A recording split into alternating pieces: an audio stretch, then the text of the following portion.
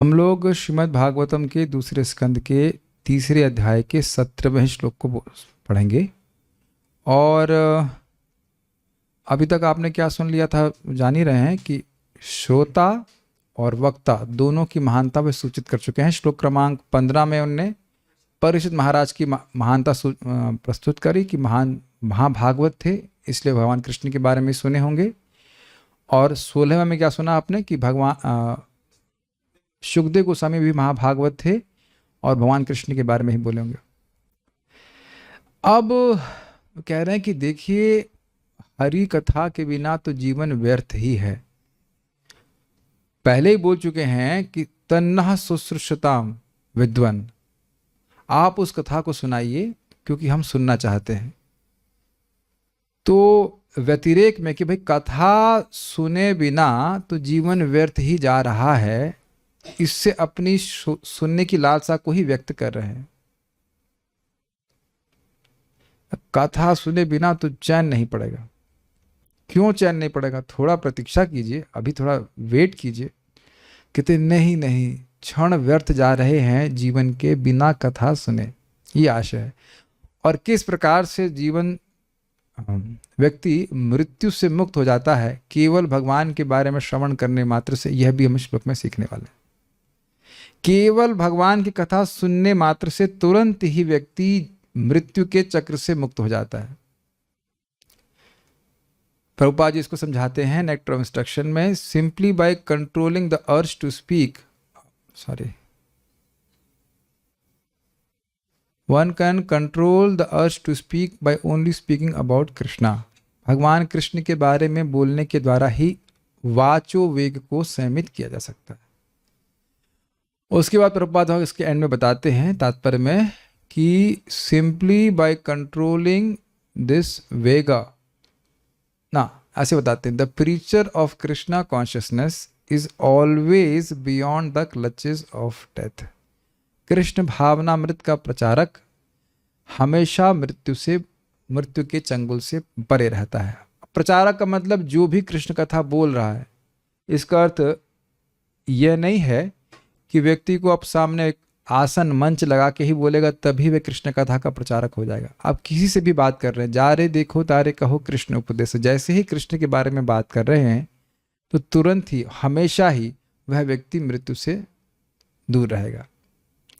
Clutches of death, clutch समझते हैं? Clutch मतलब होता है पकड़। जो लोग मोटरसाइकिल जानते हो, चलाते हो, जानते हैं क्लच है कि नहीं? क्लच का मतलब होता है पकड़। जैसे इधर आई, आप हमारे कॉन्शियस प्रॉप है कि मान लीजिए मैंने शुभजीत प्रभु को ऐसे कस के पकड़ लिया है, दिस इज कॉल्ड क्लचिंग, जाने नहीं दूंगा। ये है, बैठे बैठे आप शक्ति वाले, हाँ मुझे पता है, मुझे खींच के ले जाएंगे इसलिए हम ड्रामा नहीं कर रहे हैं। बट क्लच का मतलब होता है पकड़ लेना, जाने नहीं देना। अब इसका अर्थ है, देखिए इस जगत में व्यक्ति कहीं पे भी जाए, काल रूपी सर्प मृत्यु उसके पीछे पीछे जाता है। लेकिन जैसे ही कृष्ण कथा श्रवण करता है व्यक्ति, वह मृत्यु के चंगल से मुक्त हो जाता है। और इतनी रहस्यमय बातें हैं कि समझने में आपको बहुत आनंद भी आएगा और थोड़ा सा माथा घूमेगा भी कि लोग तो मरते हुए दिख रहे हैं। और इंसिडेंटली आज कल ही वृंदावन, इस्कॉन वृंदावन के एक यंग ब्रह्मचारी जय निताई प्रभु, मैं समझता हूँ 40 साल के होंगे, 40 का तो मैं 45 साल के होंगे, थोड़े बड़े थे मेरे से, तो उनका शरीर छूट गया वृंदावन में। बहुलाष्टमी के दिन राधा कुंड का से स्नान करके आए और उनका शरीर छूट गया। कोई दुख की बात नहीं, बहुत भाग्य की बात है। अब वो आपको मिलेंगे, जब आप गोलोक पहुंचेंगे तो वहीं मिल जाएंगे आपको। It's not easy. कार्तिक में और बहुलाष्टमी में राधा कुंड में स्नान करने के बाद तो ये कोई, और बिना ऐसे नहीं बस मोटरसाइकिल से गिरे और मर गए, ये भी नहीं कि बहुत तड़पड़ा रहे हो, कुछ नहीं। और देखने में बहुत सिंपल डिबोट, मतलब सिंपल, ऐसे लग रहा है कि बहुत विशेष कार्य कर रहे हैं। गौर नेता की बुक स्टॉल में थे, जब मैं स्टूडेंट के रूप में आता तब भी थे, और अभी भी हूँ तो वो अब भी तो भगवान की सेवा में चले गए। यही बात हम सुन करके वृंदावन ज्वाइन किए थे। कुछ नहीं, वृंदावन तो प्रलय में भी नष्ट नहीं होता है। जन निवास प्रभु बता रहे थे, यहाँ सेवा कीजिए, सेवा करके भगवान के पास चले जाइए। कितना हम लोग सोचते हैं ना कि भौतिक जगत में कुछ एडजस्टमेंट करके सुखी हो जाएंगे। क्या करोगे एडजस्टमेंट? कृष्ण की सेवा करिए और चले जाइए। केशव सखा प्रभु आप कब जा रहे हैं बता देना, ठीक है। अब दिल्ली नहीं जाना है अब, ठीक है। प्रयास करिए। ओके, तो खैर, तो हम लोग को भी कहेंगे हाँ भाई बहुत दुख की बात है, उनकी मृत्यु हो गई। क्या मृत्यु हो गई? वह तो अमृतत्व को प्राप्त होकर भगवान के पास चले गए। हमें शास्त्रीय श्रद्धा है। अब ये श्लोक बड़ा सुंदर है। अब इसको पढ़ करके हम अपनी पॉलिसी भी चेंज करने वाले हैं।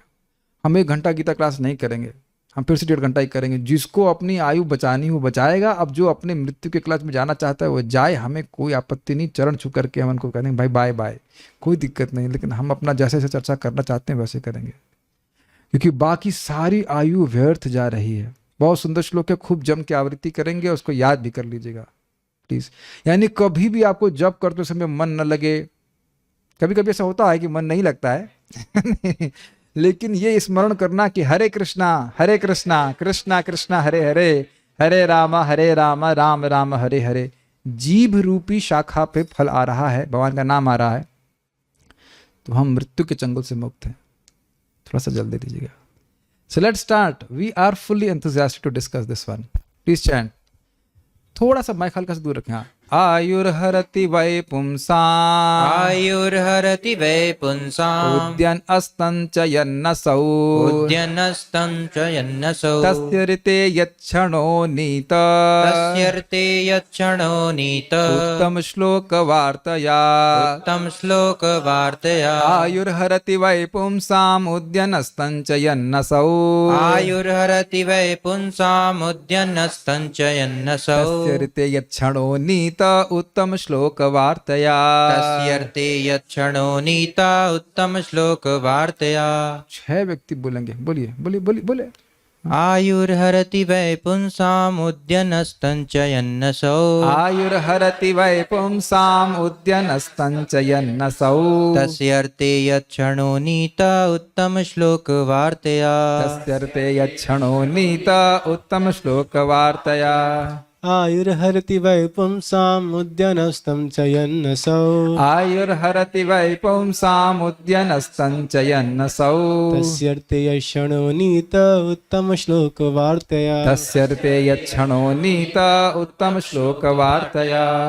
आयुर्हरति वै पुंसाम् उद्यनस्तं च यन्नसौ, आयुर्हरति वै पुंसाम् उद्यनस्तं च यन्नसौ, तस्यर्थे यच्छणो नीत, उत्तम श्लोक वार्तया, तस्यर्थे यच्छणो नीत, उत्तम श्लोक वार्तया। आयुर्हरति वै पुंसाम् उद्यनस्तं च यन्नसौ, आयुर्हरति वै पुंसाम् उद्यनस्तं च यन्नसौ, तस्यर्थे यक्षणो नीत, उत्तम श्लोक वार्तया, तस्यर्थे यच्छणो नीत, उत्तम श्लोक वार्तया। आयुर्हरति वै पुंसाम् उद्यनस्तं च यन्नसौ, आयुर्हरति वै पुंसाम् उद्यनस्तं च यन्नसौ, तस्यर्थे यक्षणो नीत, उत्तम श्लोक वार्तया, तस्यर्थे यच्छणो नीत, उत्तम श्लोक वार्तया। आयुर्हरति वै पुंसाम् उद्यनस्तं च यन्नसौ, आयुर्हरति वै पुंसाम् उद्यनस्तं च यन्नसौ, तस्यर्थे यक्षणो नीत, उत्तम श्लोक वार्तया, तस्यर्थे यच्छणो नीत, उत्तम श्लोक वार्तया। सीधे ही संस्कृत समझ में आएगी। आयुर्हरति, आयु को हरता है, ये एक वचन में है। एक व्यक्ति है जो सबकी आयु को हरता है, इसलिए एक वचन में आयु हरति, आयु को हरता है। किसकी? कैसे कह रहे हैं? वही, वही मतलब वाह शब्द अवधारणा के लिए है। संस्कृत सीख गए इतनी? निश्चित ही किसकी आयु को हर रहा है? पुंसाम, सभी की आयु को, सभी मनुष्यों की। कैसे? उद्यन अस्तन, फोटो में भी देख रहे हैं, सूर्य उदित हो रहा है, अस्त हो रहा है, उदित हो रहा है, अस्त हो रहा है। उद्यन च अस्तम, उदित होते हुए और अस्त होते हुए। यन जो, असौ ये कौन? ये आपको सूर्य दिख रहा ना, ये वहां पे भी शौनक ऋषि सूत गोस्वामी जी को दिखा के ही बोल रहे होंगे, ये देख रहे हैं ना सूर्य, ये इसीलिए फोटो यहाँ पे रखी गई सामने आपके। ये सूर्य दिख रहा है ना आपको? असौ का अर्थ सूर्य नहीं होता है, असौ मतलब ये होता है। तो ये मतलब अब उद्यन स्तन का अर्थ क्या बात हो रहा होगा? स्वाभाविक सी बात है, प्रसंग में उद्यन स्तन का अर्थ हुआ सूर्य। असव का अर्थ सूर्य नहीं होता है। असव मतलब ये होता है। कोई जनरेटर नहीं चलवा सकते हैं क्या? राजकुमार प्रभु जन को बोलेंगे जनरेटर चला दीजिए। तस्य ऋते, तस्य मतलब उसका, उस व्यक्ति को छोड़ करके, उसकी आयु को छोड़ करके, ऋते मतलब छोड़ करके, तस्य ऋते उस व्यक्ति को छोड़ करके। समझ पा रहे हैं? यत क्षण, जिसके क्षण, जिसका समय, नीता, नीता मतलब होता है व्यतीत होता है। एक और अर्थ है लाता है, जिसका समय व्यतीत होता है किसमें? उत्तम श्लोक वार्ताया, उत्तम श्लोक भगवान श्री कृष्ण की वार्ता में जो जिसका समय व्यतीत होता है उसको छोड़ करके बाकी सबकी आयु को काट रहा है। और नीत का अर्थ यह हुआ एक और कि लेके आता है, उपनीत लेके आता है, अर्थात उसके क्षण ढो ढो करके कथा को ला रहे हैं। तो ये जो भी अर्थ आप ले लीजिए, अर्थ इससे काव्यात्मक शैली है, लेकिन कहने का अर्थ यही है कि जिसका समय भगवान श्री कृष्ण की वार्ता में व्यतीत होता है। आशय बड़ा सुंदर है, शब्द उपयोग किया जा रहा है व्यतीत हो रहा है। आप लोगों को भी लग रहा है ना कि व्यतीत हुए हमारे 20 मिनट, लेकिन देखिए शब्द कैसे बोल रहे हैं, आयुर हरति, हरति मतलब छीनना, उस व्यक्ति की आयु छीनी जा रही है, सॉरी सबकी आयु छीनी जा रही है, उसके अलावा जो भगवान कृष्ण की वार्ता में अपना समय व्यतीत कर रहा है। कुछ रिलिश कर पा रहे इस बात को? ये बहुत सूक्ष्म बात है, बहुत ध्यान से सुनिएगा तब आप मेरी बात समझ पाएंगे। लग रहा है कि मैं आयु व्यतीत कर रहा हूं, लेकिन जो व्यक्ति कथा में लगा हुआ है उसकी आयु व्यतीत नहीं हो रही है, बाकी सब की आयु व्यतीत हो रही है। इसी लिखा है तस्य ऋते। वो हमारे बंगाली प्रभु कहाँ गए? ये इसमें फिर से फ्लिकरिंग चालू हो गई है। अल्लाह ताला क्या करें, परेशानी है ये, कुछ कीजिए इसका। बहुत सारे वीडियो खराब हो जाएंगे, उनको हाथ ही नहीं लगाने देना चाहिए था। This is very bad. कुछ कर सकते हैं, अभी भी हो रहा है। हाँ भी ठीक हुआ, हाँ this is better, this okay, this not okay but it's okay, it's little greenish, बस ठीक है, ठीक है, एटलीस्ट इट इज़ ग्रेनी, लोग समझ पाएंगे। अब ये लैग कर रहा है। Is it okay at your and on the zoom? नहीं ना, स्टिल ग्रेनी। ऑटो मोड पे डाल दीजिए इसको, ठीक है, कम से कम सुन लेंगे। ओके छोड़ दीजिए।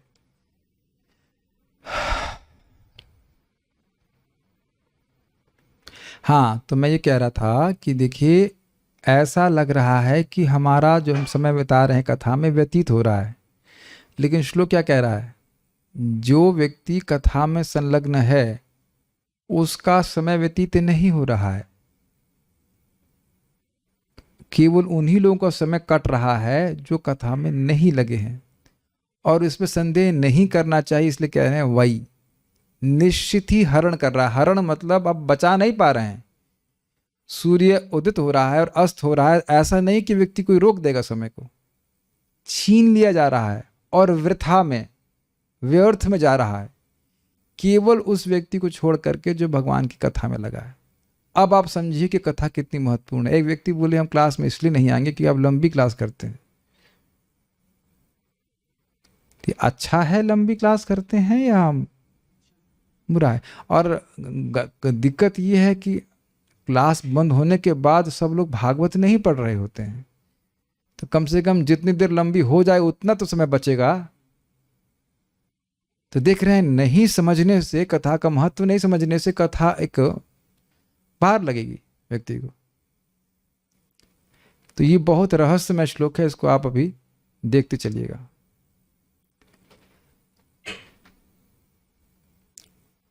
अनुवाद देख रहे हैं आपको, ये फिर से फोटो लगा के रखा गया है। उदित हो रहा है, अस्त हो रहा है सूर्य। उदय तथा अस्त होते हुए सूर्य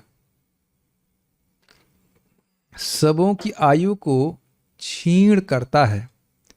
किंतु जो सर्वोत्तम भगवान की कथाओं की चर्चा चलाने में अपने समय का सदुपयोग करता है उसकी आयु क्षीण नहीं होती। हमारे एक भक्त बता रहे थे कि आंवले का जूस पीने से आपकी आयु स्थगित हो जाती है। तो ये आंवला भगवान विष्णु का सलाया हुआ है, तो भगवान विष्णु संबंधित चीज़ों का सेवन करने से आयु स्थगित हो जाती है। तो यहाँ भी आप देख रहे हैं कि भगवान कृष्ण की कथा सुनने से व्यक्ति की आयु स्थगित हो जाती है। लेकिन हमको तो वृद्ध होता हुआ दिख रहा है, उसके ऊपर रहस्य है, उसके रहस्य का पर्दाफाश किया जाएगा कि भक्त भी तो मरते हुए दिखते हैं, वृद्ध होते हुए दिखते हैं, आप कैसे कह रहे हो कि उसकी आयु व्यतीत नहीं हो रही है। Will discuss that. पहले अन्वय देखिए। उत्तम श्लोक वार्तया, सर्वोत्तम भगवान श्री हरि की वार्ताओं में। तो उत्तम श्लोक का क्या अर्थ है? उद्गतः तमः यस्मात्, जिनका यश तम से, अंधकार से, अज्ञान से परे है, एक अर्थ। दूसरा, उत्तम श्रेणी के लोग, ब्रह्मा जी, शिव जी, जिनकी उत्तम श्लोकों में स्तुति करते हैं। तीसरा, जिनका यश श्रवण करने से व्यक्ति तम यानी अंधकार अज्ञान को पार कर जाता है। ये सब उत्तम श्लोक के अर्थ हैं। ऐसी भक्त भगवान श्री कृष्ण की वार्ता में यत क्षण, जो समय, यत मतलब जो और क्षण का मतलब होता है समय, नीतः व्यतीत होता है, तस्य भगवान की महिमा का गायन करने वाले उस व्यक्ति के ऋतु अर्थात अतिरिक्त, जो व्यक्ति का समय भगवान की कथा के अलावा लग रहा है उसकी बात कर रहे हैं। उस व्यक्ति के अतिरिक्त जो भगवान की कथा सुन रहा है उसके अतिरिक्त बाकी सब की आयु को काट रहा है। ये अर्थ है ऋते में। समझा पा रहा हूं मैं क्या कह रहा हूं? ठीक है। यन यहां अनुवाद किया गया है। यन का मतलब चलते हुए। चलते हुए को ग्रहण करना पड़ेगा। सूर्य हमको उदित और अस्त होते हुए दिख रहा है, लेकिन आप यह भी जानते हैं कि वह सूर्य एक रथ पे है जिसका पहिया केवल एक होता है। पता है आपको? सूर्य के रथ का में एक ही पहिया है। बैलेंस कैसे कर रहे हैं? DTM, don't think too much. New phrase DTTM शास्त्र वर्णन कर रहा है कि उसका एक पहिए पे वो घूमते रहते हैं उनके रथ पे, तो चलते भी हैं। चलते हुए असौ, यह सूर्य दिख रहा है आप लोग को? हाँ। उद्यन अस्तन च, उदित और अस्त होते हुए पुंसाम, मनुष्यों की आयु वही हरती, आयु को निश्चित ही हरता रहता है। सबको संस्कृत समझ में आ गई? अर्थ समझ में आ गया? श्रीधरी देखिए, आयुर हरति इत्यादि 3 श्लोकों द्वारा बतलाया जा रहा है कि व्यर्थ ही विनष्ट होने वाली आयु को श्री हरि की कथा के द्वारा ही सफल बनाना चाहिए। ये सूर्य उदय और अस्त होते हुए जिसका समय श्री हरि की कथा में बीतता है, उसको छोड़कर दूसरों की आयु का व्यर्थ में ही हरण करते हैं। ये व्यर्थ सब बड़ा इंटरेस्टिंग है। कहीं आपके पास कोई धन है, उसको नाली में फेंक दिया तो व्यर्थ हुआ कि नहीं? क्योंकि उससे कुछ लौट के नहीं आ रहा है। लेकिन वही धन अगर आप कहीं बैंक में देते हैं या कहीं और जगह देते हैं जिससे खूब रिटर्न्स आए, तब भी आप मानते हैं कि व्यर्थ गया। खुशी खुशी कहते हैं ना, हमने 50 लाख रुपए इन्वेस्ट किए। क्या 50 लाख रुपए नदी में फेंक देंगे आप? कार्य वही हुआ कि नहीं? इस समय आपके 50 लाख रुपए या 50,000 रुपए हमारे पास नहीं हैं, लेकिन हम जानते हैं कि वो व्यर्थ नहीं गए, वो इन्वेस्ट किए गए हैं। उसको 10, 5, 20% जो भी आता हो, 20% कौन देता है? 5% इंटरेस्ट के लिए व्यक्ति इतना चिंता करता है कि नहीं? केशव सर आपको क्या लगता है आपको? और कोई प्रॉपर्टी में पैसे लगाएगा तो कितना हो सकता है? 100% मैक्सिमम, मैक्स 100% होता है क्या? मुझे नहीं पता, डिपेंड करता है। हो सकता है 100 होगा, बहुत होगा 200 हो जाएगा। और वो सारा का सारा पैसा हम छोड़ करके इस जगत से चले जाते हैं। ये भी एक अच्छी बात है, जस्ट इन केस याद नहीं रहे तो। ठीक है कि नहीं? वही जो दान दिए हो वही जाएगा अगले जीवन में साथ में। ये सुनाई पड़ गया ना कि कुछ सुनाई नहीं दे रहा है? जो दान दिए हैं, चाहे 2 रुपए का ही दान दिए, वही अगले जन्म में काम आएगा। बाकी कुछ जो यहाँ पे थे वो सब छोड़ के चले जाएंगे। हम उस बातें बोलने वाले आगे बड़ी रुचिकर हैं। अब एक प्रश्न बनेगा कि भाई यहाँ मर तो सब प्राणी रहे हैं, गाय भी मर रही है, बैल भी मर रहे हैं, तो पुंसाम शब्द क्यों आया? इंसानों के लिए क्यों बोल रहे हैं? क्योंकि देखिए इंसान प्रतिकार कर सकते हैं इसलिए बोला। यहां लिखे दो बातें बोल रहे हैं कि जो व्यक्ति भगवान की कथा नहीं सुन रहा, क्या हो रहा है? उसकी वायु को सूर्य हर रहा है, व्यर्थ जा रहा है। तो अब बताइए कि गैया कुछ कर सकती है इसके बारे में? बंदर कुछ विचार करें, गोष्ठी करें कि भाई हमारी आयु जा रही है, वो तो कभी चर्चा ही नहीं करेंगे। कुत्ता, बैल, बकरी, कुछ भी, कोई भी नहीं कर सकता है, ये बात क्लियर है। और इंसान बड़ी आसानी से कर सकता है। तो इसीलिए कहा जा रहा है पुंसाम। क्यों? जब कोई चीज अनिवार्य है तो उसको बताने से क्या होगा? जिसका हम प्रतिकार कर ही नहीं सकते तो उसका तो डिस्कशन करने से कुछ होगा नहीं। प्रतिकार किया जा सकता है तब कुछ चर्चा किया जाए। तो प्रतिकार बता रहे हैं, तस्य ऋते यत् क्षणो नीता उत्तम श्लोक वार्तया। उस व्यक्ति को छोड़ करके जो भगवान की वार्ता में संलग्न होता है, तो ये कौन संलग्न हो सकता है? पुंसाम, इंसान ही हो सकते हैं। अन्य जो योनियों में लोग हैं, लोग मनुष्य जीवात्मा है, वो नहीं कर सकते। परम पूज्य राधा गोविंद महाराज कहते हैं, भाई वृंदावन का वरिष्ठ बंदर, अत्यंत वरिष्ठ लगा हो, हाँ, अगर आप उसे चश्मा भी पहना दीजिए कि एकदम लगे कि वही बहुत महत्वपूर्ण है। कई बार आप देखेंगे जो वरिष्ठ बंदर होता है वो चुपचाप ऐसे बैठ के कुछ सोच रहा होता है। देखा आपने? ऐसे तो नहीं, लेकिन बड़ी कैसे लगता है बहुत गंभीर बात सोच रहा है, लेकिन वो भागवत का एक शब्द नहीं समझ सकता है।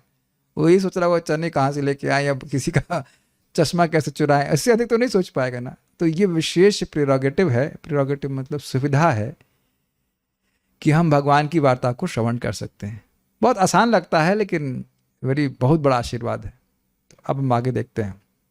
चक्रवर्ती पाद की टीका बड़ी सुंदर है और इसी के आधार पर प्रभुपाद जी ने अपनी टीका लिखी है। यह ऐसा कार्य नहीं है जिसमें विलंब किया जाए। जल्दी सुनाइए, जल्दी सुनाइए, ऐसा नहीं है कि टाइम बहुत हमारे पास है। क्यों भाई, ऐसा क्यों? इसे आयु आदि से कह रहे हैं। इस श्लोक से बोले आयु और हरति आदि श्लोक से कह रहे हैं कि भाई बहुत व्यग्र है कथा सुनने के लिए, टाइम बर्बाद नहीं होना चाहिए इसमें। ये प्रथम स्कंद में भी है। प्रथम स्कंद के प्रथम अध्याय में सूत गोस्वामी जी की वह प्रशंसा कर रहे हैं, लेकिन उन कुछ शब्दों में बोल के वो आगे बढ़ गए, ये कथा सुनाइए, कथा सुनाइए। क्यों? तन आयुष तन महच्छिद्रम तन आयुष तन महच्छिद्रम छिद्रम वासुदेवम यत् क्षणो मुहूर्तम वा वासुदेवम न चिंतयेत। वही सबसे बड़ी छिद्र है, दोष है कि एक मुहूर्त के लिए, एक क्षण के लिए भगवान वासुदेव का चिंतन ना किया जाए। वो समय हमारा व्यर्थ चला गया। याद आ रहा है दूसरे स्कंद में हम लोग प्रथम अध्याय में क्या सुन चुके हैं? वरम मुहूर्तम विदितम घटते श्रेयसे यतः। वही लंबा जीवन से क्या फायदा, वही समय अच्छा है, वही मुहूर्त अच्छा है जब व्यक्ति समझ में आ रहे इतना समय व्यर्थ हो गया, तो कि उसके बाद वह श्रेय की प्राप्ति के लिए प्रयास करेगा। और क्या करेगा? नाम संकीर्तन करेगा, नाम उच्चारण करेगा, भगवान की कथा को श्रवण करेगा। तो कह रहे हैं ऐसा कार्य बिल्कुल नहीं, इसको विलंब किया जाए, तुरंत आप कथा शुरू कीजिए। सूर्य उगते हैं, सूर्य उगते हैं का अर्थ है कि उसको सम्मान में बोला जा रहा है, सूर्य एक ही है, और अस्त होते हैं।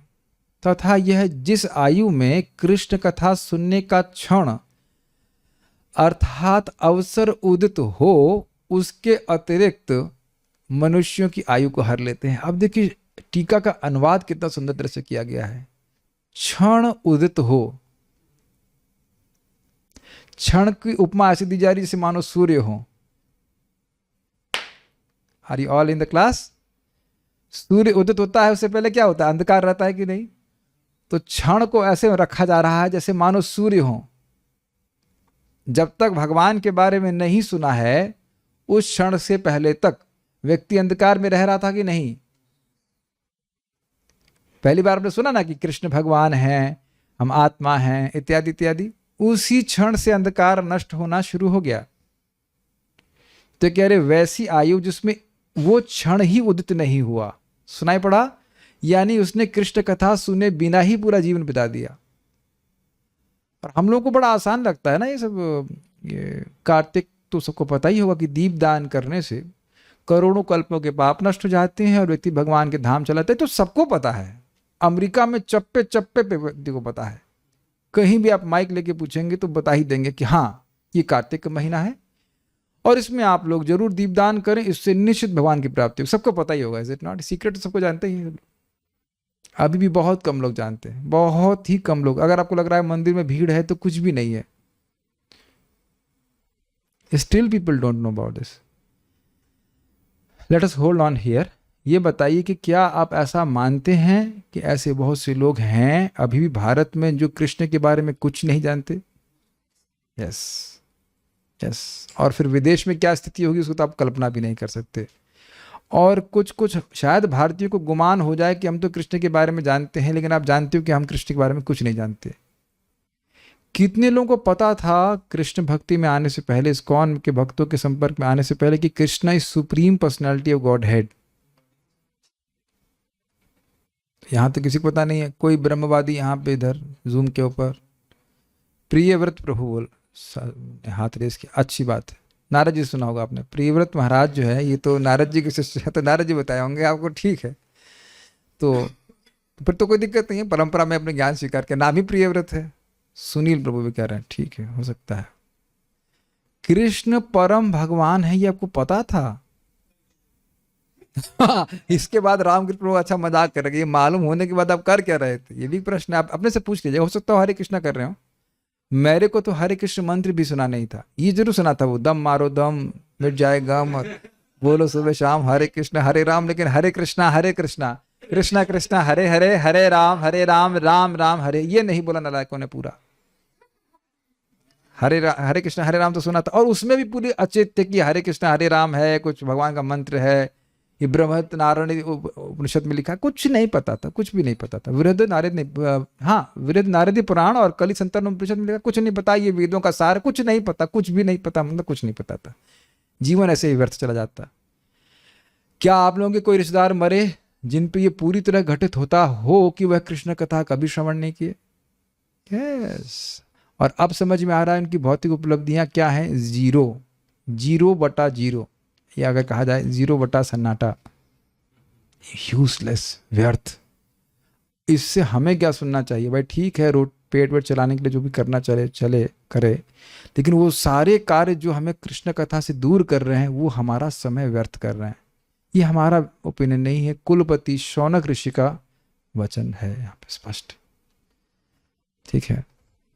अथवा सूर्य जिस आयु में निमेष मात्र भी कृष्ण कथा में व्यतीत हुआ है उसके अतिरिक्त अन्यों की आयु को हर लेते हैं, उतने से काल द्वारा ही संपूर्ण जीवन सफल हो जाता है। ये बहुत सुंदर है।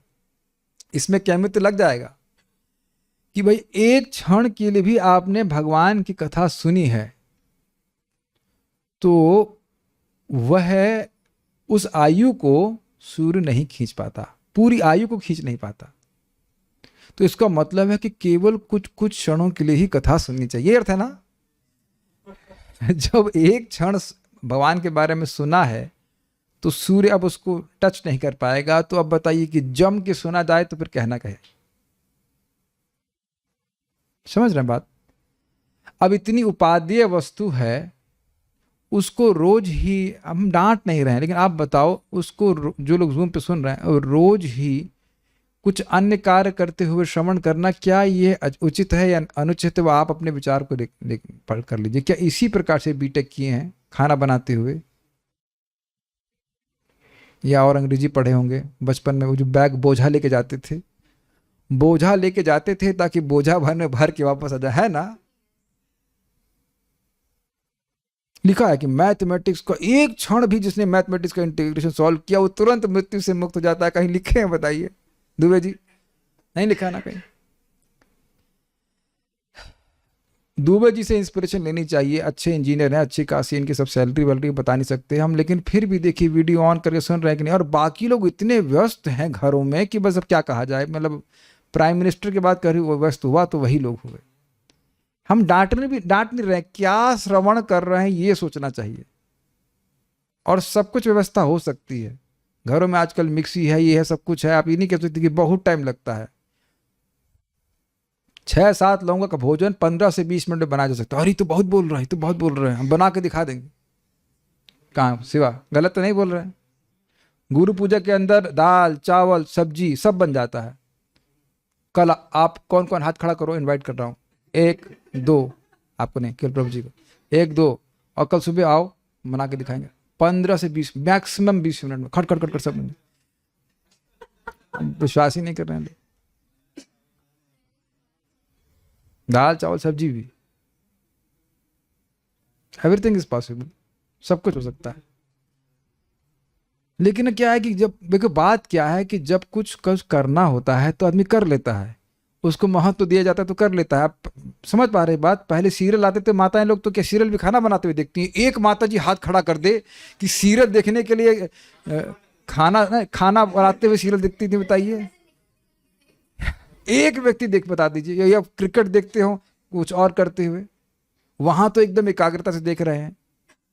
कहाँ लिखा है कि हाँ भाई ये सीरियल देखने वाला जो व्यक्ति है इसको अब मृत्यु छोड़ देगी?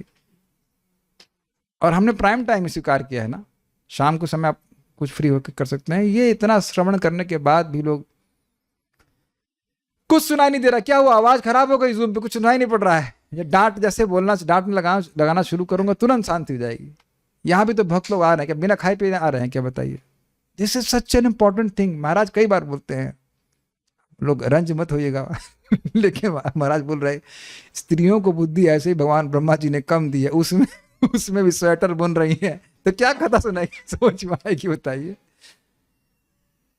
तो रोज के नियम यही बना लेना कि भाई अब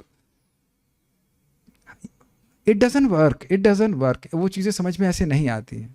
बड़ा ही मनोयोग से सुनना चाहिए। ऐसा ज्ञान कहाँ है कि जो मृत्यु से मुक्त कर दे? We are helpless. फिर भी हमारा कर्तव्य हम बोलें।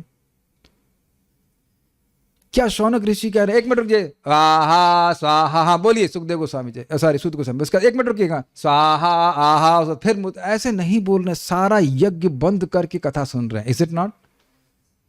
और कितने हैं, 88,000 ऋषि हैं, एक व्यक्ति और कोई काम नहीं कर रहा है। तो जीवन में कुछ महत्व समझना चाहिए इस बात को। ओके, उतने से काल द्वारा ही संपूर्ण जीवन सफल हो जाता है। कितने से? एक क्षण के लिए कृष्ण कथा सुनिए। ये बात, यह कहा जाता है कि वृक्ष की एक शाखा के फलित होने से भी पूर्ण वृक्ष फलवान अर्थात सफल हो जाता है। तो फिर कैमित्य द्वारा फलवान होने वाली सभी शाखाओं की तो बात ही क्या। बहुत सुंदर है। देखिए, ये हमने प्रत्यक्ष देखा है। फार्म में गए थे हम लोग और आम का एक पेड़ था जिसमें एक आम आया था तो अब आप यह नहीं कह सकते कि उसमें फल नहीं आया। कितना सुंदर बात है, समझ में आया? एक पेड़ पे एक शाखा में एक फल आया, तो आप कहेंगे ना ये फल वाला पेड़ है, तो फल आ गया इसमें। तो कह रहे हैं उसी तरह से ये बात हमको काफी समय बाद समझ में आया कि भाई देखिए, हमारा जो पूरा जीवन है वो एक वृक्ष के समान है और उसके जो क्षण है, एक एक क्षण वो एक शाखा के समान है। तो उस शाखा में, उस क्षण रूपी शाखा में अगर कृष्ण कथा फलीभूत हो गई, वो फल आ गया, तो पूरा जीवन सफल हो गया। ये समझ में आया सब भक्तों को? जूम डिवोटी समझ पा रहे इस बात को? पूरा जीवन कैसा है? वृक्ष के समान। और उसके बाद उसमें एक क्षण जो है वो कैसा है? शाखा के समान। और उस शाखा में एक फल आ गया। वो क्या फल है? कृष्ण कथा। तो उस कृष्ण कथा के द्वारा पूरा जीवन सफल हो गया।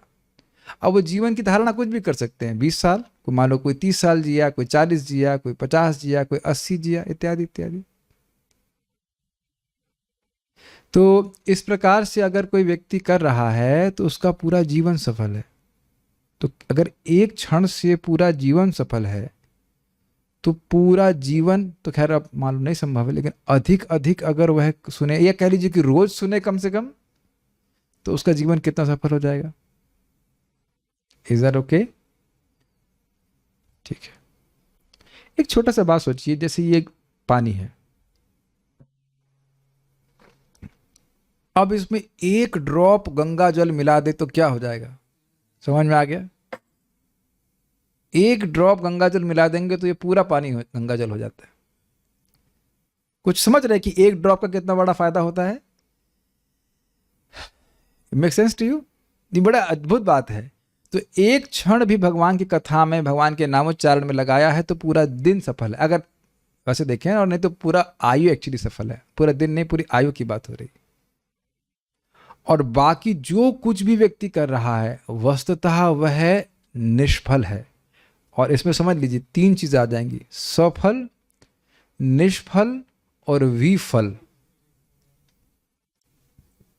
सफल मतलब अच्छा फल आ गया, आम आ गए, बढ़िया से खाएंगे पिएंगे। और निष्फल मतलब एक बार भी कोई फल नहीं आया।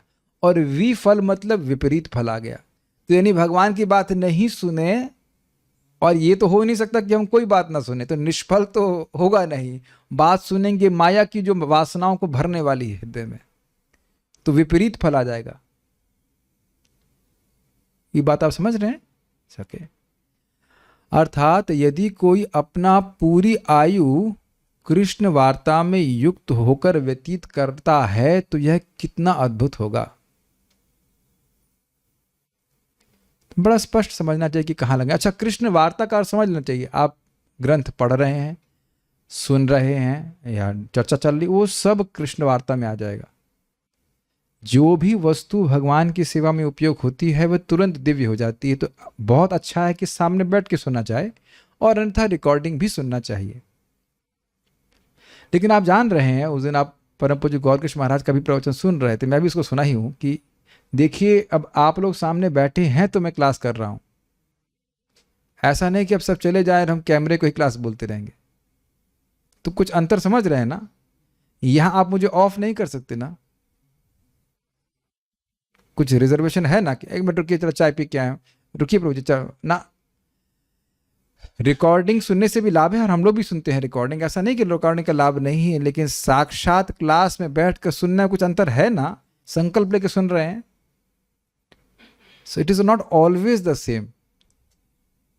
आपने कभी देखा भी होगा कि बहुत लोग करते हैं, और अच्छी बात है, करते हैं, ईयरफोन लगा लेंगे और वो घूमते रहेंगे, लेकिन केवल उनके बर्ताव से आप समझ सकते हैं कि वो सुन नहीं रहे हैं। कुछ मैं समझा पा रहा हूं? बैकग्राउंड में कथा चलती रहती है, लेकिन उधर ध्यान नहीं है कि क्या बात बोली जा रही है। तो ऐसा नहीं कि वो एक ही बात है। Make sense? कल भी मैं एक भक्त को डांट रहा था कि देखिए आप दिन में रेस्ट करके आइए। कहते हैं प्रभु जी दिन में नींद नहीं आती। हमने कहा क्लास में नींद आती है तो क्लास में नींद पूरी की जाए, दिन में नहीं नींद पूरी की जाए क्लास में। तो कहते समझ में नहीं आ रहा। समझ में कैसे आएगा? जब देखिए समझने का प्रयास कीजिए। क्यों समझ में नहीं आ रहा? ध्यान दीजिएगा, हमारी ज्ञानेंद्रियां बुद्धि पे आश्रित हैं। समझ में आ रहा है सबको? और बुद्धि का भोजन है नींद। ये आगे भागवत में पढ़ने वाले हैं। तो जब बुद्धि को भोजन नहीं मिलेगा तो ज्ञानेंद्रिय डिस्टर्ब होंगी। ये विज्ञान को समझिए, डांटने की बात नहीं है, विज्ञान समझिए। मैं भी अगर मुझे नींद आ रही होगी तो मैं क्लास में कुछ समझ ही नहीं पाता। अब उस नींद से जगे रहने में संघर्ष करेंगे। फिर भी अगर उसमें भी आ जाए तो अच्छी बात है। एक क्षण के लिए तो सुनाई पड़ेगा क्या? कृष्ण कृष्ण बोला, हाँ कृष्ण कृष्ण, ठीक है, उसका फिर सो गए। लेकिन वस्तुतः कहने का अर्थ यह है कि कथा का बहुत बड़ा आदर होना चाहिए, और ये आदर यहाँ पे शौनक ऋषि प्रस्तुत कर रहे हैं। सब लोग देख रहे हैं। They have no other business. प्रथम स्कंद के अध्याय में, प्रथम अध्याय में आखिरी में देखिए श्लोक है क्षण, फिर वहां पे भी क्षण शब्द आ रहा है कि हम सारे क्षणों को लेकर के कृष्ण कथा श्रवण करना चाहते हैं। सेकंड लास्ट श्लोक देखिएगा, जरा देखिएगा, मुझे बताइए। अब कोई व्यक्ति कह रहा है कि भाई एक क्षण व्यतीत करने से भी उसकी आयु क्षीण नहीं होती है, तब भी हम देख रहे हैं कि वो तो वृद्ध हो रहा है। तो मान लो कोई इस प्रकार का ऑब्जेक्शन करे तो इस पे वो बोल रहे हैं यदि ऐसा है, मान लो कि मान क्या देख, हाँ भाई ठीक है, आप आपकी बात मान रहे हैं, यदि ऐसा है और यदि भगवान कृष्ण के विषय में सुनने द्वारा आयु हरण का अभाव होता है तो कृष्ण वार्ता में अर्पित क्षण के प्रारंभ से ही व्यक्ति को मरना नहीं चाहिए। कथायाम सक्षणा हरे 21वां 1.1.21 कह रहे हैं कलिमागत माज्ञाया क्षेत्रेस्मिन् वैष्णवे वयम आसीन दीर्घ सत्रेण कथायाम सक्षणा हरे। हे शौनक ऋषि कह रहे हैं कि देखिए हम समझ रहे हैं कि कली आ गया है, इसलिए इस वैष्णव क्षेत्र में निमेषारण्य में आसीन दीर्घ सत्रेणा, दीर्घ सत्र में आसीन होकर बैठ करके कथायाम सक्षणा हरे, सारे क्षणों को लेकर के आए, बस अब कथा ही सुनेंगे। इस प्रकार से हरि कथा सुनेंगे, ऐसा उन्होंने वहां भी व्यक्त किया, और कोई काम नहीं करेंगे। अब यहाँ पे जो ऑब्जेक्शन, वो क्या ऑब्जेक्शन है कि अरे भाई जब आयु को छीन नहीं कर रहा है सूर्य, तो जैसे ही कथा सुनना शुरू करते हैं तो बाल पकने बंद हो जाने चाहिए, ये कहना चाहते हैं। कोई बीमारी नहीं आनी चाहिए, कोई आयु की वृद्धि नहीं दिखनी चाहिए। आप यही तो कह रहे हो ना कि आयु हर रहा है सूर्य वृथा में, उन्हीं लोगों को छोड़ करके जो कृष्ण कथा श्रवण नहीं करते। तो और एक क्षण भी व्यतीत किया है तो आयु नहीं कटनी चाहिए। तो कह रहे ऐसा तो हमको दिख नहीं रहा है। आप लोग मान रहे हैं ना कि हमारे बाल उग जाते हैं, बढ़ जाते हैं, और बाल पक भी जाते हैं, और वृद्धावस्था कुछ कुछ बढ़ रही है। क्या यहाँ कोई भक्त मानेगा इस बात को कि वृद्धावस्था नहीं आ रही है? जूम पे कोई मान रहे हैं? नहीं मान रहे लोग, तो हमारी पार्टी में नहीं है। अच्छा ठीक है। आप में से कोई व्यक्ति मान रहा हो कि भाई वृद्धावस्था नहीं आ रही है कथा सुनने से, तो लगता ही तो बात गलत है। भाई कह रहे हैं आयुर्हरति वय, भाई इसमें कोई संशय मत करिए, निस्संदेह बात है कि उसकी आयु नहीं हरी जा रही है। लेकिन हम तो यहां देख रहे हैं कि आयु हरी जा रही है। तो आप कहना क्या चाहते हैं? ये प्रतिपक्ष से व्यक्ति मान लो कोई ऑब्जेक्शन करे तो ये विरोध समझ में आया सबको? आप कह रहे हो या श्लोक कह रहा है कि आयु नहीं हरी जा रही है, लेकिन हम तो देख रहे हैं कि भक्त लोग वृद्ध हो रहे हैं। अरे जवान जवान लड़के मर जाते जब कर रहे होते। क्या बोल रहे हैं आप? ठीक है, वह सत्य है। ऐसा कहा जाता है कि वह सत्य मतलब आप सही कह रहे हो कि उसकी आयु कम होती हुई दिख रही है। ध्यान दीजिए, दिख रही है, सही कह रहे हैं। लेकिन जरा सुनिए, ऐसा कहा जाता है कि सत्पात्री का वित्त अक्षय वित्त होता है। सत्पात्र मतलब जो अच्छा व्यक्ति है उसका धन जो होता है वो अक्षय होता है। अक्षय मतलब जो कभी छीन नहीं होता है, क्योंकि अन्य अपने धन को भोग आनंद में व्यक्त करते हैं। तो जो व्यक्ति भोग में लगा रहा है धन, उसका धन जो है वह छीन हो रहा है। लेकिन जो अपने धन को सही जगह लगा रहा है वह धन विभिन्न अनुपातों में आता है वापस। और अब कहाँ कहाँ लगाएगा, कैसे कैसे आएगा, उसको आप थोड़ा समझने का प्रयास कर लीजिए। स्मृति कहती है समम ब्राह्मणे दानम द्विगुणम ब्राह्मणे भवेत् अधीते शत साहस्त्रम अनंतम वेद पार गए। समम अब्राह्मणे, अब्राह्मण को दान देने में राशि उतनी ही रहती है जो ब्राह्मण नहीं है। यानी कि आप किसी को कुछ भी देंगे तो वापस आएगा।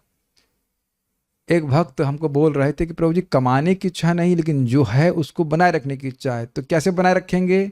दान दे करके। अरे यही तो डर है कि ना जाए। हाँ तो नहीं चाहते ना, नहीं जाए। चोर डकैत नहीं लेके जाइए चाहते हैं ना, तो बैंक में डाल देते हैं ना। तो बैंक क्या है? दान। प्रभु जी हम चाह रहे हैं कि हमारा पैसा बना रहे, तो बना रहे ना, चाहते हैं ना, ये चाहते हैं ना, तो दान करिए। वो तो चला जाएगा दूर। नहीं नहीं,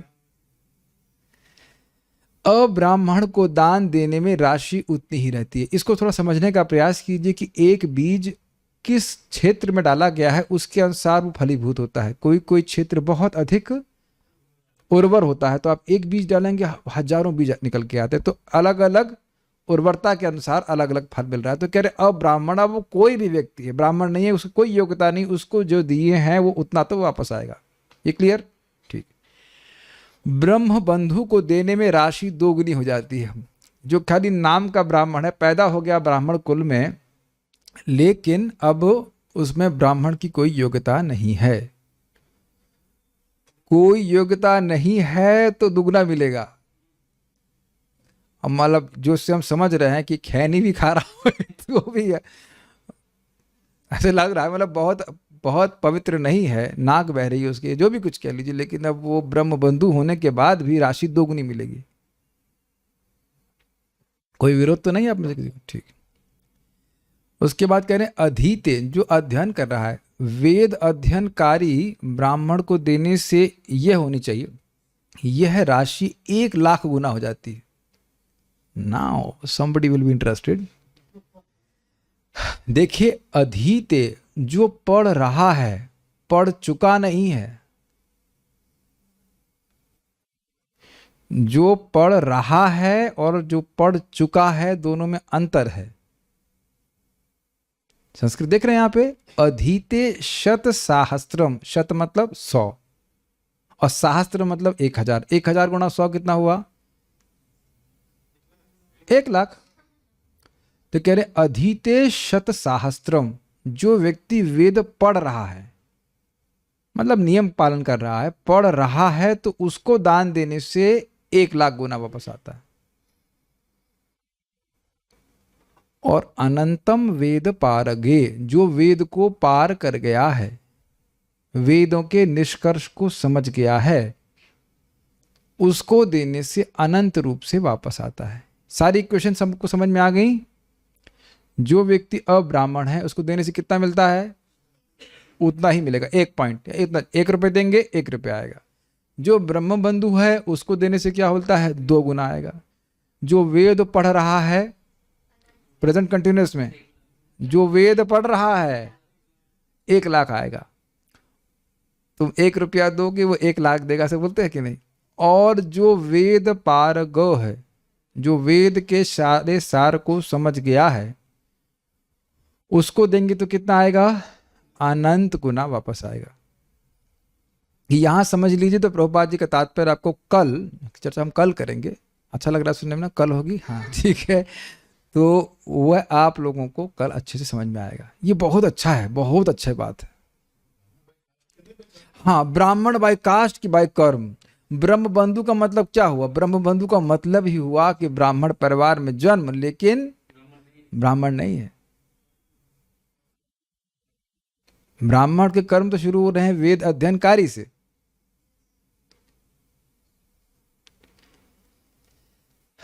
मनुस्मृति के अनुसार ऐसा है। वेदों को भली प्रकार से जानने वाले ब्राह्मण को देने से यह राशि अनंत हो जाती है। तो अब ये एक चार्ट बनाया गया है, मन में छाप लीजिए। हमको पता है कलयुग चल रहा है, कलयुग को आता हुआ देख करके हम छपा रहे हैं मन में, सबको याद रहे। अब ब्राह्मण को देने से कितना मिलता है? आंखें गोल करके देखिए, 1, यानी देने से कभी नुकसान नहीं है। ब्रह्म बंधु को देने से कितना मिलता है? 2। और उसके बाद जंप देखिए ग्राफ में, वेद पाठी जो वेद पढ़ रहा है उसको देने से कितना मिलेगा? 1,00,000। वाओ। और उसके बाद देखिए हाईलाइट हाईलाइट, टिंग डोंग वेद पारग, जो वेद पार कर गया है उसको देने से कितना आता है? इसमें कितना नंबर लिखा है? इसमें इनफाइनाइट। ये इनफाइनाइट का साइन, इसको ढूंढने बड़ा मुश्किल हुई थी हमको, कैसे पेस्ट करें इसको। तो आप इसको समझने का प्रयास कीजिए। प्रभुपाद जी तात्पर्य में बड़ा स्पष्ट समझाएंगे और आपको मैं फिर से यहाँ समझा दे रहा हूँ तो आपको क्लियर हो जाएगा। देखिए, सभी इंसानों को भगवान एक प्रकार से धन देते हैं। मानते हैं आप? कौन सा धन? समय। क्योंकि एक क्षण भी आप, प्रभुपाद जी बताते हैं कि बहुत गोल्ड देने के बाद भी वापस नहीं प्राप्त कर सकते। Is it not? तो 24 घंटे भगवान ने सबको दिए हैं। आप समझ गए मैं क्या कहना चाहता हूं? कौन सा धन दे रहे हैं आप? समय का। तो अगर किसी समान व्यक्ति को वापस आएगा, कहने का अर्थ यह कि कोई भी दान देने घूम के वापस आएगा।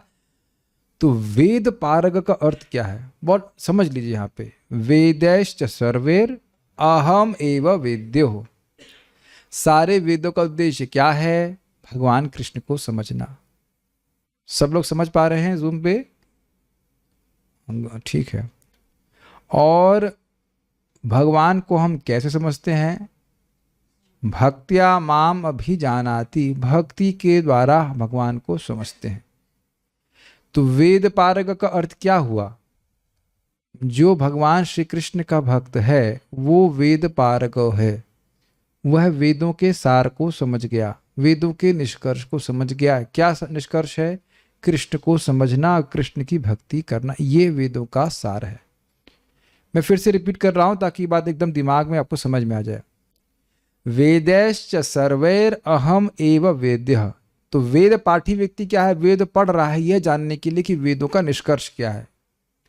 और जो भगवद गीता पढ़ लिया, समझ लिया परंपरा में, उसने क्या समझ लिया? वेदैश्च सर्वैर अहम एव वेद्यो। उसको निष्कर्ष समझ में आ गया कि वेद का उद्देश्य क्या है, भगवान कृष्ण को समझना। तो फिर प्रश्न ये होगा कि भगवान को कैसे समझेंगे? तो भगवान ने यह भी बताया है 11वें अध्याय में, भक्त्या माम अभिजानाति, भक्ति के द्वारा मुझको समझा जा सकता है ठीक प्रकार से।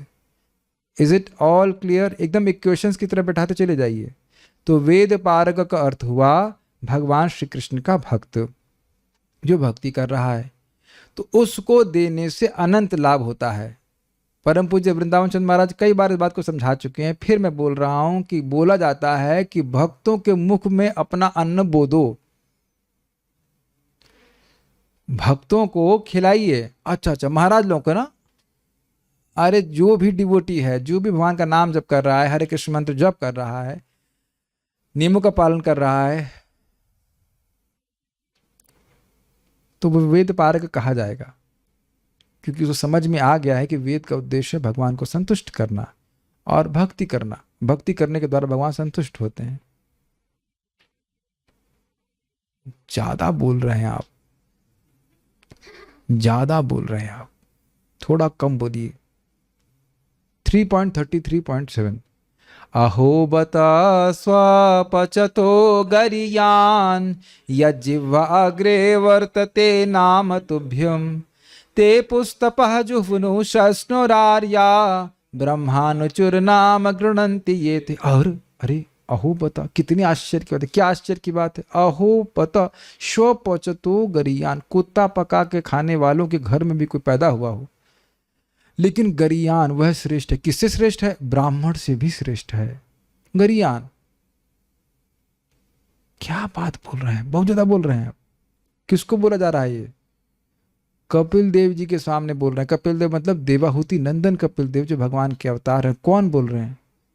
माँ बोल रही हैं, माता देवहूति जो महाभागवत है, महान भक्त हैं, वो महिमा समझ रही हैं। तो वो कह रही हैं कि अहो बता स्वपचतो गरियान, श्रेष्ठ। कौन श्रेष्ठ है? यद जिह्वाग्रे वर्तते नाम तुभ्यम, जिसके जीव के अग्रभाग पे आपका नाम आता है।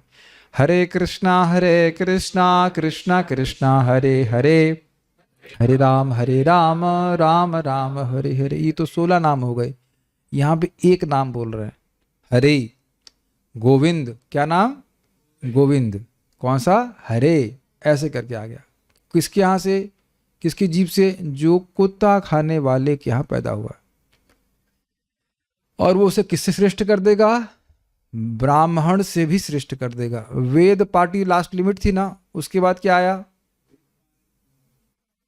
हम तो देखिए पूरा विरोध स्वीकार करने के लिए प्रस्तुत हैं। आपके सामने शास्त्र की बात रख दे रहे हैं। सब आप लोग पंडित लोग हैं, जहां आपको त्रुटि लगे आप लोग बता दीजिएगा। तो गरियान शब्द आ रहा है उसमें, आप लोग देख लीजिएगा 3.33.7। गरियान मतलब ब्राह्मण श्रेष्ठ है, तो ब्राह्मण से भी श्रेष्ठ है। कह रहे हैं आचार्यगण की वहां ये बताएंगे कि श्रेष्ठ किससे है। गरियान मतलब श्रेष्ठ है, तो ये नहीं कह रहे शूद्र से श्रेष्ठ है, क्षत्रिय से श्रेष्ठ है या ब्राह्मण से श्रेष्ठ। तो गरियान मतलब ब्राह्मण से श्रेष्ठ है, क्योंकि ये नहीं बता रहे किससे श्रेष्ठ है। सुपरलेटिव रेसेंस में सबसे श्रेष्ठ है, सबसे अच्छा है। क्यों? यद जिह्वा अग्रे वर्तते नाम तुभ्यम, जिसकी जिह्वा के अग्रभाग पे आपका नाम आता है, लेकिन एक पोस्ट स्क्रिप्ट है तुभ्यम, आपका नाम। उसका अर्थ है कि आपको प्रसन्न करने के लिए कर रहा है। अब जो व्यक्ति मायावादी धारणा से नाम उच्चारण कर रहा है, भगवान को प्रसन्न नहीं करता है। Is it okay? ऐसा क्यों कह रहे हैं आप? तो कह रहे हैं तेपुस तपह, उसने सारी तपस्याएं कर ली हैं। तो नदियों में स्नान का क्या हो रहा है? तो कह रहे हैं तेपुस तपह जुह्वनु, जुह्वनु मतलब सारी पवित्र नदियों में स्नान कर लिया है। क्षमा कीजिएगा, जुह्व मतलब सारे यज्ञ कर लिए हैं। और सस्नु, सस्नु मतलब स्नान कर लिया। सस्नु स्नान सिमिलर, सारी पवित्र में, बाथरूम की बात नहीं कर रहे, सारी पवित्र नदियों में स्नान कर लिया है। गंगा, गोदावरी, यमुना, सब जगह। तेपुस तपह सस्नु जुह्वु सस्नु आर्या, और एक आर्य के लिए जो भी आवश्यक है वो कर लिया है। और वेद के बारे में तो कुछ बताइए। तो कह रहे हैं ब्रह्मानुचु, अब ब्रह्म यानी वेद को कई कई बार पढ़ लिया है। ऐसा क्यों? तो कह रहे हैं नाम गृणन्ति ये थे, जो लोग आपके नाम को बोल रहे हैं। हरे कृष्णा कृष्णा कृष्णा हरे हरे, हरे राम राम राम हरे हरे। इसीलिए प्रभुपाद जी कहते हैं जो निरपराधिक हरे कृष्ण मंत्र जप कर रहा है वह क्या है? परफेक्ट वेदांती है। तो चाहे माता जी हो, चाहे प्रभु जी हो, चाहे कोई भी व्यक्ति हो जो भगवान का निष्काम भक्त है, भक्ति कर रहा है, वो क्या है? वेद पारग ब्राह्मण है। क्या ये सारे डेरिवेशन आपको समझ में आ गए? क्या आप पहले मैथमेटिक्स पढ़ते थे? हाँ जी, हम मैथमेटिक्स पढ़ते थे और मैथमेटिक्स में ऐसे ही डेरिवेशन करवाया जाता है। आप लोग को याद आ रहा है कुछ तरह के? This equals to this and hence prove this and because of this is this there and that is why it is like this and hence prove this like this. तो कुछ मैथमेटिक्स तरह से हम आपको समझाने का प्रयास कर रहे हैं। हमको इस तरह से पकड़े थे, जिस बार पहली बार जब श्लोक को हमको बहुत अच्छा लगा था। तो वेद पारग कौन है? भगवान श्री कृष्ण का भक्त। प्रमाण आपके सामने रख दिए गए हैं, आप विचार कर लीजिए। तो आप सब लोग वेद पारग हैं। प्रभु जी क्या डोनेशन चाहिए क्या? तो मक्खन लगा रहे हो? नहीं, जो व्यक्ति समझ गया कि कृष्ण ही मेरे जीवन के आश्रय हैं, कृष्ण की प्राप्ति ही मेरे जीवन का लक्ष्य है, उनके भजन में लग गया, वो सब वेद को पार कर गया। प्रभुपाद जी का भी प्रवचन मैं सुन रहा था, उसमें कह रहे कनिष्ठ अधिकारी भी मायावादी सन्यासी से श्रेष्ठ है। अभी मैं इसको सुन ही रहा हूं कनिष्ठ अधिकारी भी मायावादी सन्यासी से श्रेष्ठ है, क्योंकि भगवान को स्वीकार कर रहा है। ये बात। तो अब यानी कहने का क्या अर्थ हुआ? किसी भक्त के संग जो भगवान की भक्ति को ठीक समझ रहा है, कोई व्यक्ति अपना समय दे रहा है सुनने के द्वारा, तो क्या कर रहा है? डोनेशन दे रहा है कि नहीं? किस चीज की डोनेशन दे रहा है? समय की। तो जब समय की डोनेशन दे रहा है, कौन से ब्रैकेट में है वो? अब्राह्मण को दे रहा है कि ब्रह्म बंधु को दे रहा है कि वेद पाठी को दे रहा है कि वेद पारक को दे रहा है? वेद पारक को दे रहा है। तो क्या उसके रिजल्ट, उसके रिटर्न्स क्या आ रहे हैं? इनफाइनाइट। तो दे रहा है एक क्षण और रिजल्ट कितना मिलेगा? इनफाइनाइट। अरे तो मतलब जब एक ही क्षण से इनफाइनाइट मिल रहा है तो दूसरा क्षण देने की क्या जरूरत है? अरे पहचानो भाई, पहचानो, इसको समझिए आप। जब एक क्षण का इनफाइनाइट लाभ मिल रहा है तो सारे क्षण लगाने चाहिए ना उसमें। Do you agree? यानी कि कृष्ण कथा सुनते ही रहना चाहिए, खूब सुनना चाहिए जितना हो सके। तो ऐसे तो साक्षात सुनना ही चाहिए और बाकी समय रिकॉर्डिंग या जितना भी हो सके सुनना चाहिए। वो समय व्यतीत नहीं हो रहा है, इसीलिए कभी कभी कथा में घड़ी लगता है स्लो चलती है, क्योंकि समय व्यतीत नहीं हो रहा है। इसलिए तो ये कांटा हिल ही क्यों नहीं रहा है? स्पेशली सुबह के समय जब भूख लगती है और नींद भी आ रही होती, 8:50, 8:05, अरे घड़ी रुक गई लग रहा है, आगे नहीं बढ़ रही, 8:56, 8:57, 58, ये घंटी बजी और तुरंत भागे। हमारे मंदिर में तो घंटी भी बजती है, कॉलेज की ऐसे घंटी, टर्न टर्न टर्न टर्न और भागो नेक्स्ट क्लास। बहुत महत्वपूर्ण क्लास है, महाप्रसाद वाली। हमको बहुत अच्छा श्लोक था, दिस इज वेरी नाइस श्लोक। अगर आप प्रभुपाद जी के ग्रंथ, चलो हम ये सब लोग भक्त, आप लोग भक्त नहीं हो मान रहे, हम लोग भी नहीं, कोई नहीं भक्त है। प्रभुपाद जी को तो भक्त मानते हैं ना, गुरु महाराज को तो भक्त मानते हैं। तो प्रभुपाद जी के ग्रंथ पढ़ रहे हैं तो उनको समय नहीं दे रहे हैं। और हम लोग यहां क्या कर रहे हैं? समझ में आ गया? मैं प्रवचन नहीं दे रहा हूं, अरे क्या बात कर रहे हैं, ये तो आप झूठ बोल रहे हैं। नहीं, मैं पढ़ रहा हूं और मैं जानबूझ के पढ़ रहा हूं इस तरह से ताकि आप लोग भी मेरे साथ पढ़ते रहिए। म्यूचुअल फंड समझ रहे हैं? हम भी इन्वेस्ट कर रहे हैं और आप लोग भी इन्वेस्ट कीजिए, और सबको सबके बराबर शेयर हैं, सबको एक अनगिनत फायदा ही प्राप्त होगा। तो हाँ, एक प्रश्न ये कि अनगिनत समय का मतलब क्या है, इस पे विचार किया जाए। अनगिनत समय कहाँ मिलता है भाई? वैकुंठ में है। तो ये जो कथा में इस प्रकार से संलग्न होगा उसको वैकुंठ जाने का मौका मिलेगा। मौका मतलब ऐसा मत सोचिएगा जैसे यहाँ पे यूरोप में घूम के आते हैं उसके बाद वापस आना पड़ता है, नहीं ऐसा नहीं। मौका मतलब जाएगा फिर वापस नहीं आएगा। यद गत्वा न निवर्तन्ते तद धाम परमम। तो ये सब बातें देखिए, हम मोटिवेशन स्पीच नहीं कर रहे हैं, जो सत्य है वो सामने रख दिया, आपके ग्राफ बना दिए हैं, सब कुछ कर दिया है, अब कहाँ इन्वेस्ट करना है देख लीजिएगा। लेकिन ध्यान दीजिएगा कि भक्तों के संग में आकर के व्यर्थ की बातें नहीं करनी चाहिए, भगवान के बारे में बोलना चाहिए। ठीक, भगवान कृष्ण द्वारा दीर्घ आयु का आशीर्वाद प्राप्त करने वाला भक्त तब भगवान का पार्षदत्व प्राप्त करता है, निश्चय ही उसकी आयु अक्षय है। तुमने मुझे एक क्षण दिया है, तुम मुझे एक क्षण दो, मैं तुम्हें परम आयु दूंगा।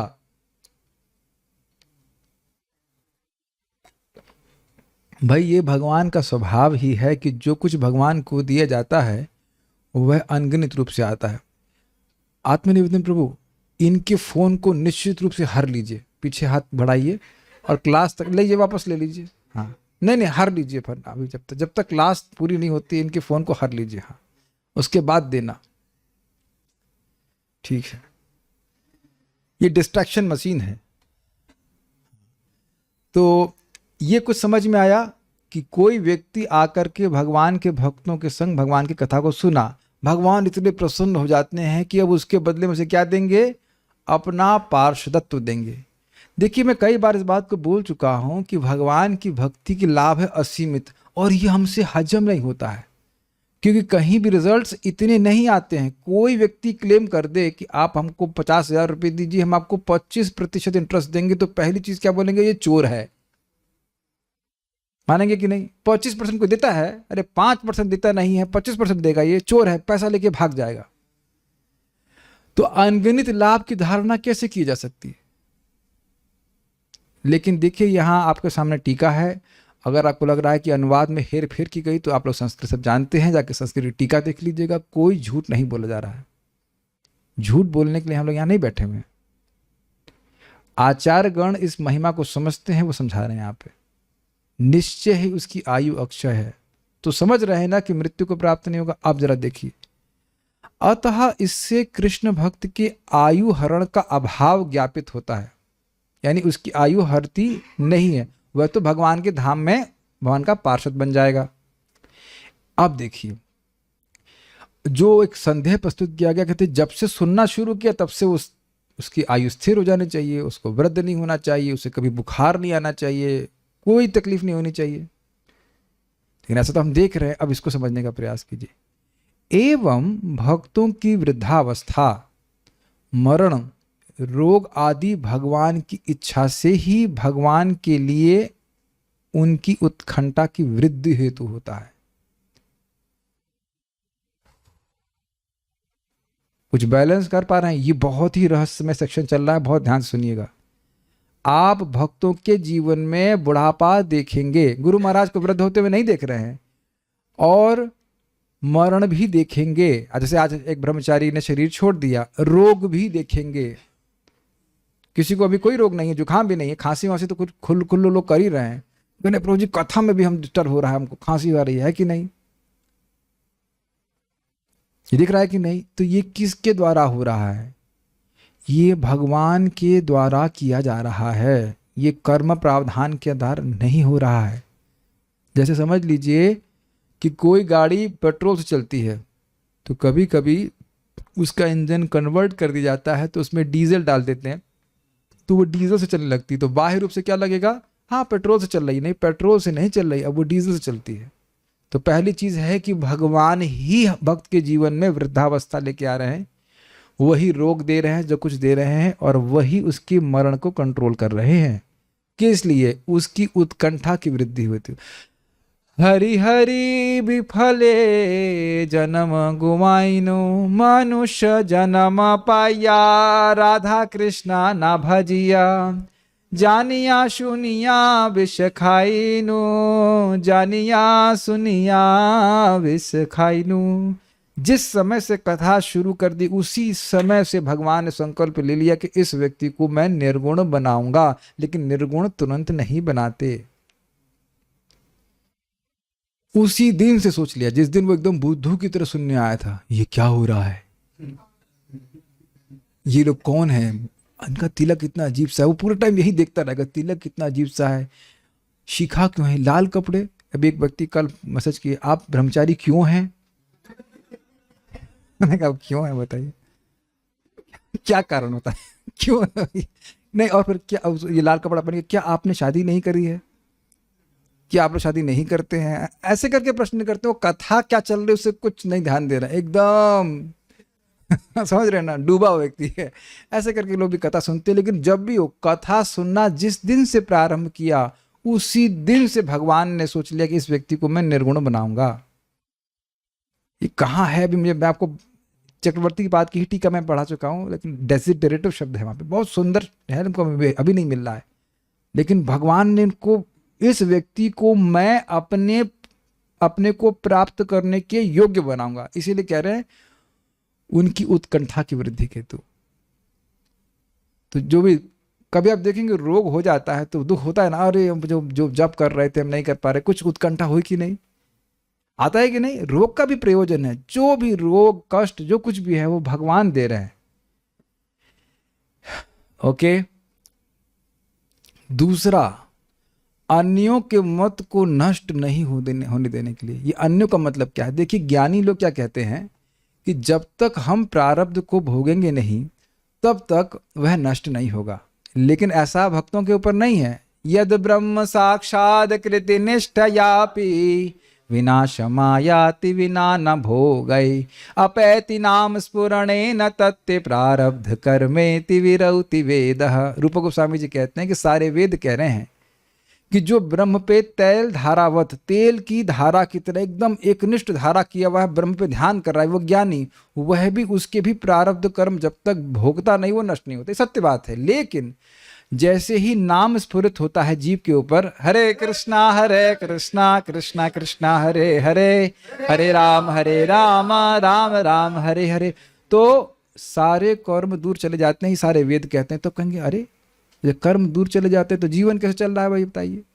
तो कर्म समाप्त हो जाते हैं, लेकिन वो कर्म भगवान समाप्त नहीं करते जो भगवान की भक्ति के लिए अच्छे हैं। इसलिए आपका चार्ट कभी आपसे मैच नहीं करेगा अगर आप जाप कर रहे हैं भगवान की भक्ति करने। कभी इस भुलावे मत रहिए कि जो चार्ट में लिख दिया है वही ब्रह्मा जी के अनुसार चलने वाले, ना, एकदम नहीं होगा। भगवान की इच्छा से होगा। जो आपकी भक्ति के लिए अच्छा वो रखेंगे और बाकी से हटा देंगे। तो ये कर्म नहीं, ये कृष्ण कर्म है। Is that okay? क्या ये रहस्य सब लोगों को समझ पा रहे हो आप लोग? ठीक है। तो यानी कि अब अन्यों का मत भी रह जाए। ज्ञानी लोग भी कहें देखो ये तो जप कर रहे थे, इनको भी तो सर में दर्द हो रहा है, इनको भी तो बुखार आ रहा है। तो ये प्रमाण है भाई, प्रारब्ध नहीं नष्ट होता है।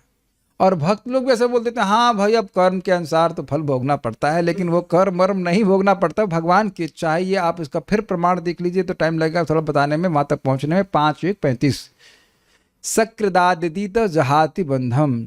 कोई वहां पे भी वही फेमस व्यक्ति, कुत्ता खाने वाला स्वपच, कुत्ता खाने वाला भी अगर अनजान में भगवान का नाम एक बार ही बोल देता है तो वह तुरंत ही कर्म बंधन से मुक्त हो जाता है। तब कहेंगे ना ऐसे कैसे मुक्त हो गया, देखो तो शरीर तो दिख रहा है उसका।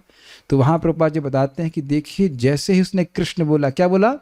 कृष्ण, तुरंत ही उसका सूक्ष्म शरीर परिवर्तित हो गया और सूक्ष्म शरीर ही आधार है अगला जीवन प्राप्त करने के लिए। बल्कि अब आप आगे पढ़ेंगे 6.2.9-10 में कि एक ही नाम अविद्या को भी नष्ट कर देता है, लेकिन जगत में लोगों का, अन्य लोगों का मत नष्ट ना हो तो भगवान अपनी अचिंत शक्ति से शरीर को चलाते हैं। एक और उदाहरण समझ लीजिए, जैसे रेशम के धागे को आप जलाएंगे तो ऐसा लगेगा कि धागा अभी भी है, लेकिन धागा समाप्त हो गया, करेंगे तो उड़ जाएगा। उसी प्रकार से कर्माभास देते हैं भगवान, कर्म नहीं देते हैं। तो इसलिए भक्त लोग बोलते रहते हैं कर्म भोग रहे हैं, कर्म भोग रहे हैं। कर्म नहीं बोल रहे, कृष्ण कर्म का अनुभव कर रहे हैं। उम्मीद है कि सब भक्तों को समझ में आ रही होगी बात। यस। सो नेक्स्ट, अब एक भक्त पूछ रहे हैं कि भगवान अन्यों का मत नष्ट क्यों नहीं होने देना चाहते हैं? तो सब लोग भक्ति नहीं करने लग जाएंगे? सोचिए, हरे कृष्ण कृष्ण कृष्ण हरे हरे हरे राम, बुखार उतरना शुरू हो गया तुरंत।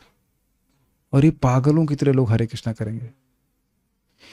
केवल बुखार उतरना शुरू हो जाए, खांसी ठीक हो जाए तो भी लोग हरे कृष्णा धुआंधार करेंगे, है कि नहीं? तो भगवान चाहते हैं कि भक्ति की महिमा केवल भक्तों के द्वारा ही प्राप्त हो। भगवान की कृपा भक्तों की पीठ चलती है, इसीलिए भक्ति का फल वह तुरंत नहीं दिखाते हैं। स्टोर हो जाता है लेकिन दिखाते नहीं तुरंत। Is it okay? यस। तीसरा, अपने भक्तों की रहस्यमय प्रकृति की रक्षा करने हेतु प्रकट होते हैं। रहस्यमय प्रकृति क्या है? भक्त चुपचाप कैसे भगवान के पास पहुंच जाते हैं, कैसे भगवान को प्रिय हैं, ये बाहर के लोग नहीं समझ पाते। कभी आपसे किसी ने पूछा है? हमसे तो पूछा भी है, और आप में और हम में भेद क्या है? तो वह इस भेद को नहीं समझ पाएंगे कि कैसे भक्त भगवान को प्रसन्न कर रहा है। ये दीप दान कर रहे हैं, कुछ उनको लगता है सब सामान्य सी बात है, आप भी पूजा कर रहे हैं, हम भी कर रहे हैं इत्यादि। लेकिन एक भक्त में और भगवान और अभक्तों में बहुत बड़ा भेद है। किस प्रकार से भक्त भगवान के संरक्षण में, वो सामान्य व्यक्ति नहीं समझ पाएगा। कैसे भक्त, प्रभुपाद जी कहते हैं ना बड़ा सुंदर तरीके से कि भाई ये मायावादी सूख सूख के मर जाएंगे तपस्या करके, और फिर प्रभुपाद ने एक रसगुल्ला लिया जो भगवान को अर्पित था, और हम लोग केवल रसगुल्ला खा के भगवान के पास पहुंच जाएंगे। ये समझ ही नहीं पाएंगे। ये रहस्य में नहीं है कि अब आप लोग मान लीजिए दाल चावल सान के खा रहे हैं, इन सेंस प्रसाद ग्रहण कर रहे हैं, अब वो करोड़ों करोड़ों यज्ञ आपके पेट में ट्रांसफर हो रहे हैं, तो वो कौन समझ पाएगा बाहर? कोई समझ पा रहा है? ये सब रहस्यमय तो है कि नहीं? चौथा, वे वस्तुतः काल अथवा कर्म आदि के कारण सृष्ट नहीं होते हैं। यह भीष्मदेव के निर्याण से संबंधित अध्याय में वर्णित है। क्या इसका अर्थ है? देखिए, जो लोग प्रथम स्कंद को पढ़े हैं हमारे साथ में, वो जानते हैं कि भीष्मदेव जब अपना शरीर छोड़ दिए तो क्या सामान्य लोग सोचे, ये तो ब्रह्म में लीन हो गए। समझ आ रहा है? जैसे शाम के समय चिड़िया शांत हो जाती हैं, ये समझते हो कि सूर्य अस्त हो गया है। याद आ रहा है आप लोगों को? उसी प्रकार से वो सोच रहे थे कि हम भीष्मदेव तो ब्रह्म में लीन हो गए। लेकिन क्या असली बात थी कि सूर्य कहीं और उदित हो रहा है। उसी प्रकार से भीष्मदेव भी भगवान श्री कृष्ण की लीला में संलग्न हो गए, कहीं और वह है उस प्रकार से भगवान की लीला में संलग्न है। ये बात ब्रह्मवादी कभी नहीं समझ पाएंगे।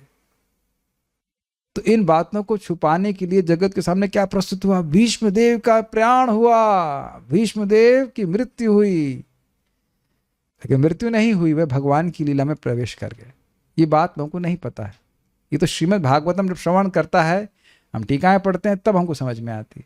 तो ये सब करने के लिए भगवान छुपा के रखते हैं, और भक्तों के जीवन में यद्यपि उनकी आयु अक्षय है, वो कृष्ण की लीला में चले जाएंगे, लेकिन यहाँ लग रहा है कि वो वृद्ध हो रहे हैं, उनको बाढ़ लगे हैं, परेशानी है, इत्यादि इत्यादि इत्यादि इत्यादि। जैसे भाई मथुरा महात्म में लिखा है, कोई कैसे भी मथुरा में मरे भगवान के पास चला जाता है। तो आज जैसे हमारे इस्कॉन वृंदावन के, आज नहीं कल, सॉरी, बहुलाष्टमी के दिन, अब आज शरीर छूटा, आज शरीर उनका छूटा, कल उनका एक्सीडेंट हुआ। अब कोई हो कितनी दुख की बात है, ये है वो है। क्या दुख की बात है? अनादिकाल से कोई जीव फंसा हुआ है और बड़े मजे में विदिन 24 आवर्स वो भगवान के पास नित्य लीला में चला जाए, ये कोई सुख की बात हुई ना? इतना भाग्य है कि कार्तिक के समय बहुलाष्टमी में व्यक्ति इस प्रकार से शरीर छोड़े। नहीं तो रगड़ रगड़ के लोग कितना मरते हैं, वो भी कहाँ कहाँ मरते हैं। शास्त्र चक्षु है तो समझ में आ जाएगा। नोट, ज्ञानी ये सोचते हैं कि अनुभव किए बिना इस जीवन में प्रारब्ध कर्म नष्ट नहीं हो सकते हैं। तो तो आप सही कह रहे हैं। आपका मत बनाए रखिए और आप ज्ञान में पड़े रहिए, आपको भक्ति करने को नहीं मिलेगा। बहुत अच्छा उत्तर दिया। हाँ, ज्ञानियों के लिए बिल्कुल सही है कि उनका प्रारब्ध कर्म नष्ट हुए बिना वो नहीं मुक्त हो सकते हैं। तो बड़ा सुंदर बात है। ज्ञान के द्वारा अप्रारब्ध नष्ट हो जाता है, लेकिन प्रारब्ध नष्ट नहीं होता है। लेकिन भक्ति सब नष्ट करती थी। प्रारब्धम अप्रारब्धम वा कूटम बीजम फलोन्मुखम क्रमेण एवं प्रलीयन्ते विष्णु भक्ति रतात्मनाम। जो विष्णु भक्ति में रत हैं, उनके प्रारब्ध अप्रारब्ध कूट बीज सारे कर्म ध्वस्त हो जाते हैं। तो उम्मीद है कि आप लोगों को ये समझ में आया कि यद्यपि वृद्धावस्था होते हुए दिख रहा है, उसका मरण होते हुए दिख रहा है, लेकिन वो मर नहीं रहा है, वह अपने मुक्ति की तरफ, वैकुंठ की तरफ वापस आ रहा है। ये सब कौन किसके लिए हो रहा है? जो कृष्ण की वार्ता में, उत्तम श्लोक वार्ता में समय व्यतीत कर रहा है। तो व्यतीत कर रहा है, व्यतीत नहीं कर रहा है, वह अक्षय फल की प्राप्ति करेगा। इसलिए उसका समय खर्च नहीं हो रहा है, उसका समय अनंत गुना होकर के वापस आ रहा है। तो जब कथा में आएंगे तो इस सारे रहस्य समझ में आएंगे। जो व्यक्ति इस बात को नहीं समझ रहा है, क्या वो इस बात को कभी समझेगा? नहीं, ऐसे नहीं करिए। जो कभी इस बात को सुनेगा ही नहीं, वो समझेगा कैसे? और जब समझेगा नहीं तो कथा के प्रति आदर बुद्धि कैसे होगी? क्योंकि देखिए, by logic, by your experiential knowledge you don't gain anything.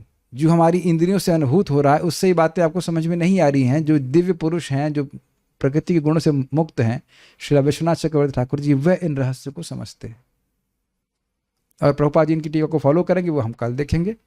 अभी किसी भक्त की कोई प्रश्न है तो वह टीका है तो मैं देख लेता हूँ।